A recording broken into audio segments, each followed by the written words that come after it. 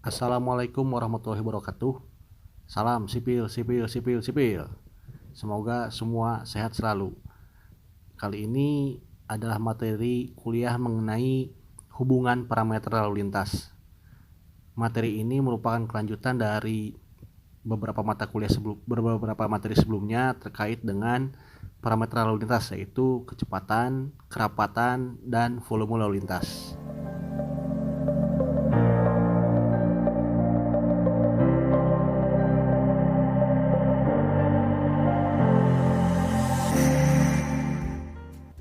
Sebagai pengingat, parameter lalu lintas adalah volume, kecepatan, dan kerapatan. Volume ini contohnya adalah jumlah kendaraan per satuan waktu, jumlah sepeda, ataupun jumlah pejalan kaki per satuan waktu. Jadi intinya adalah jumlah sesuatu yang merupakan elemen pengguna jalan per satuan waktu tertentu.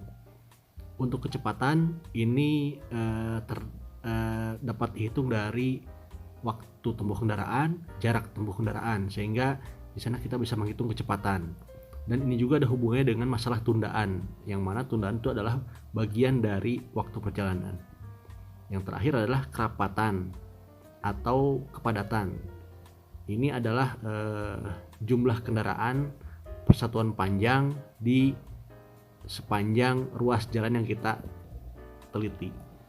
Dan ini ada hubungannya dengan masalah panjang antrian, yang mana panjang antrian ini pasti terjadi akibat hambatan lalu lintas ataupun hambatan geometrik. Sesuai judul materi saat ini, yaitu hubungan parameter lalu lintas, kita harus mengetahui pengertian dari kata hubungan. Jadi hubungan yang dimaksud oleh saya adalah di sini adalah hubungan dalam konsep model matematika.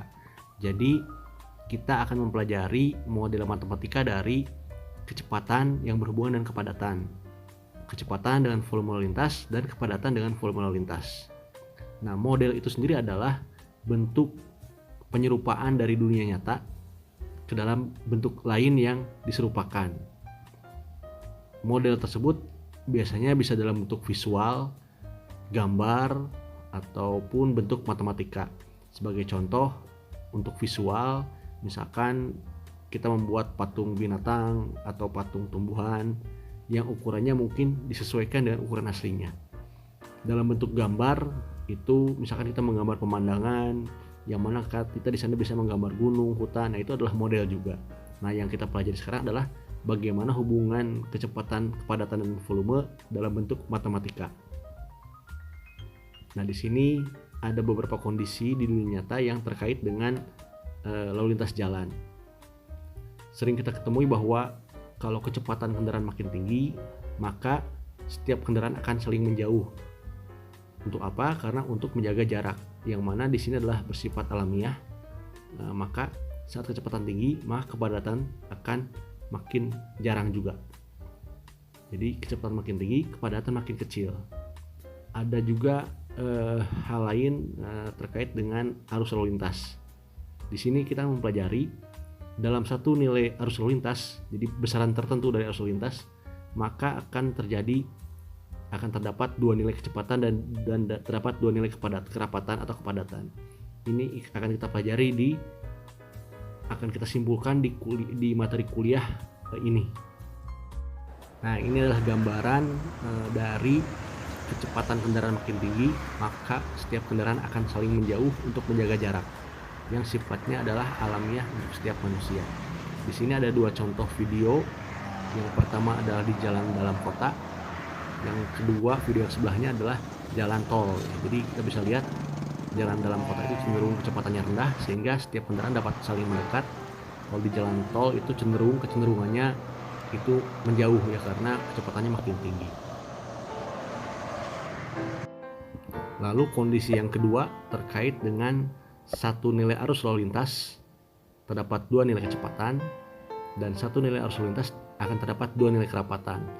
Ini akan saya jelaskan di akhir kuliah ini, karena dalam mempelajari ini kita harus melewati dulu materi kuliah mengenai hubungan parameter lalu lintas. Jadi kita simpan dulu ini ya. Oke, kita sekarang masuk ke dalam hubungan parameter lalu lintas. Di sini saya menyajikan rumus dasar dari hubungan antara kecepatan, kerapatan, dan volume atau arus lalu lintas. Notasi yang digunakan adalah U untuk kecepatan, D untuk kepadatan atau kerapatan, Q untuk volume atau arus lalu lintas. Di sini yang digunakan adalah US ya. Nanti akan saya terangkan kenapa yang dipakai US atau kecepatan rata-rata ruang. US sama dengan Q per D. Nah, di dalam slide itu ditunjukkan bahwa turunan satuannya itu dalam bentuk kilometer per jam untuk kecepatan, untuk kendaraannya adalah kendaraan per jam, untuk kerapatannya adalah kendaraan per kilometer. Ketiga rumus itu ya tinggal dibolak-balik saja ya. Nah, satuannya didapat dari hasil dari rumus tersebut. Ini adalah rumus dasar hubungan parameter lalu lintas. Ini sebenarnya model juga ya, model matematika hubungan parameter lalu lintas. Saya jelaskan tadi kenapa digunakan kecepatan rata-rata ruang. Pertama adalah bahwa hubungan antara kerapatan atau kepadatan jalan dengan besaran kendaraan adalah satuan segmen panjang jalan atau satu segmen panjang, contohnya kilometer. Jadi hubungannya dengan ruang ini ya, dengan panjang jalan. Panjang jalan itu adalah bagian dari ruang. Itu yang pertama. Yang kedua yaitu yang pertama dan kedua itu sama ya. Yang ketiga adalah kecepatan kendaraan yang bergerak tetap di sepanjang ruang jalan tersebut. Jadi sepanjang jalan itu setiap kecepatan kendaraan akan bergerak diasumsikan sama sepanjang ruang. Nah, karena dasar itu, maka digunakanlah kecepatan rata-rata ruang, bukan kecepatan rata-rata waktu atau UT. UT itu hanya spot speed, tidak menggambarkan kecepatan pada sebuah segmen jalan. Maka tepat sekali di sini digunakan untuk hubungan parameter lalu lintas menggunakan kecepatan rata-rata ruang. Karena ini berhubungan dengan kepadatan ya. Jadi US dengan D ini berhubungan gitu ya. Ini adalah model juga. Nanti kita akan belajar model matematikanya. Nah, ini adalah model grafisnya. Sebenarnya ini turunan dari model matematikanya gitu ya. Jadi ini adalah bentuk umum hubungan parameter lalu lintas antara kecepatan, kerapatan, dan kepadatan. Jadi Anda bisa lihat model dari grafik 1 yaitu hubungan volume dengan kerapatan. Grafik 2 adalah kecepatan dengan kepadatan. Grafik 3 adalah kecepatan dengan volume atau arus lalu lintas. Nah, di sana adalah model grafis yang sifatnya umum dan tidak tidak mungkin ada yang berbeda dari model hubungan ini gitu ya. Jadi tidak mungkin parabolanya terbalik gitu.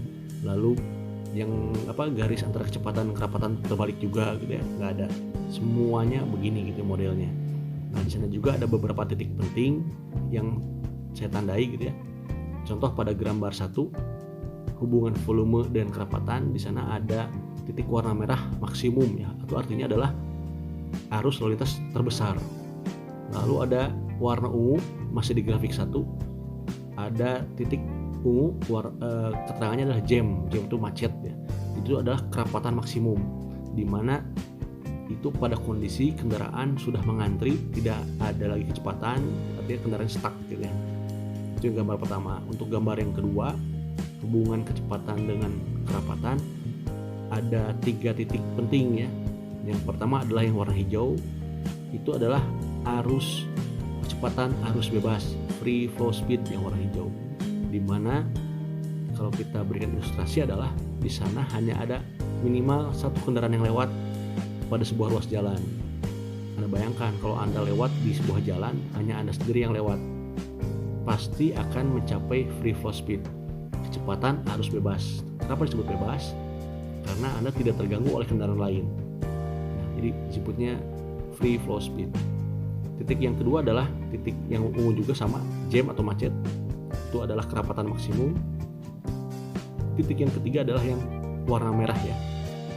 Tidak diberi titik, cuma diberi tanda panah. Di sana ada nilai kerapatan optimum. Jadi ada setengah dari kerapatan jam. Dan ada pada kondisi setengah dari kecepatan arus bebas. Nah, sekarang grafik ketiga adalah kecepatan dengan volume, di mana terdapat titik warna orange, itu adalah arus maksimum. Nanti kita akan pelajari setiap titik ini gitu, karena penting dipelajari untuk memahami pertanyaan saya tadi di awal terkait dengan satu kecepatan, mungkin ada 2 arus atau 2 kerapatan.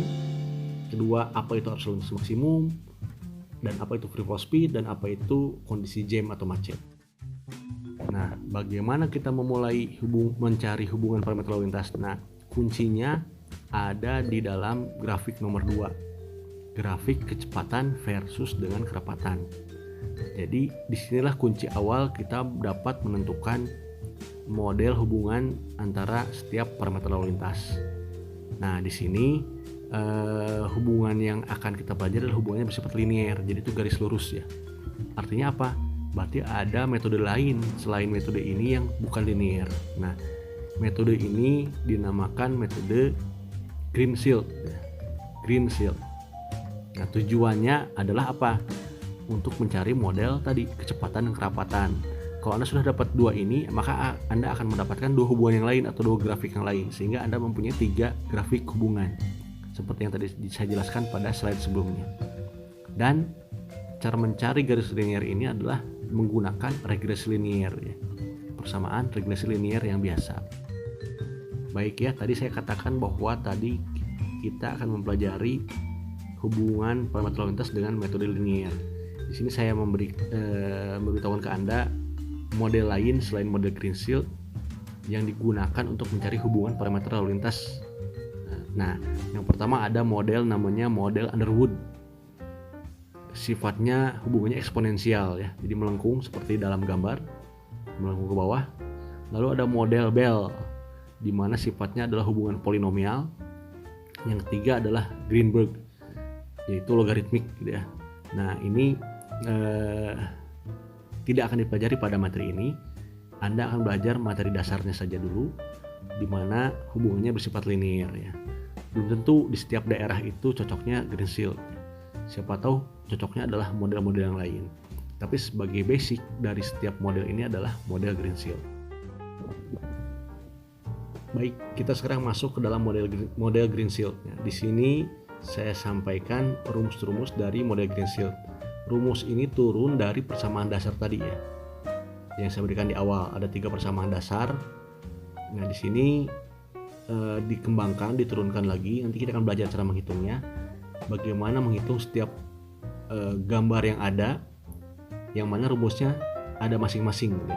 Nah, seperti yang saya jelaskan sebelumnya, bahwa kita akan memulai dari yang paling simpel dulu, dari bukan paling simpel, sebagai kunci dari model ini adalah model Greensill, yaitu adalah hubungan kecepatan dengan kepadatan atau kerapatan, di mana hubungannya sifatnya linear ya.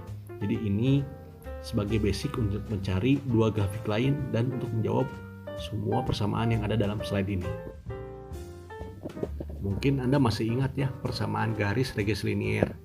Anda sudah belajar ini di mata kuliah statistik ya. Atau mungkin di SMA juga pernah ya Anda belajar seperti ini.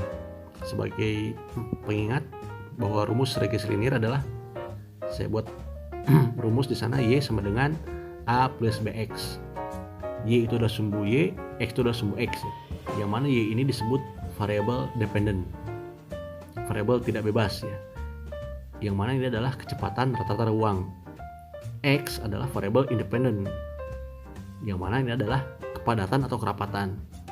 A adalah konstanta, B adalah koefisien. Jadi yang namanya koefisien itu selalu menyertai variable independent. Nah, bagaimana mencari nilai A dan B sehingga dapat memperoleh garis yang warna merah seperti yang pada gambar tersebut, yang mana artinya nanti kita akan mendapatkan suatu garis yang mewakili kondisi yang ada di lapangan. Jadi kondisi di lapangan itu sifatnya acak ya. Jadi lalu lintas itu sifatnya acak. Kerapatannya berapa, kecepatannya berapa, dan sifatnya mungkin tidak linear. Anda bisa lihat gambar tersebut, titik-titik tersebut tersebar ya, tersebar. Nah, ini didekati oleh model regresi linear. Cara menghitungnya, A dan B ini ada rumusnya gitu ya. Ada rumusnya dan bisa juga dikerjakan langsung di Excel gitu ya. Di Excel juga sebenarnya sama, dia menghitung seperti ini. Nanti kita akan kerjakan ya. Supaya terbayang, kita kerjakan saja contoh soal ya. Ini adalah contoh soal yang sama dengan soal asistensi. Persis sekali. Jadi di sini diketahui ada 10 data yang mana data ini mendata mengenai jumlah kendaraan per jam atau arus nih, dan US atau kecepatan tata ruang pada setiap kondisi arus lalu lintas. Jadi ini soal ini persis dengan soal dalam tugas asistensi yang Anda dapatkan ya. Nah, pertanyaannya sama. Hubungan arus kecepatan kerapatan menggunakan model Greensill. Jadi Anda diminta untuk menggambar hubungan ini dengan model linear atau model Greensill. Nah, lalu Anda akan diminta menggambarkan hubungan data ini sehingga terbentuk rumus yang tadi saya tunjukkan dalam slide dan gambar yang saya tunjukkan dalam slide. Itu tugasnya.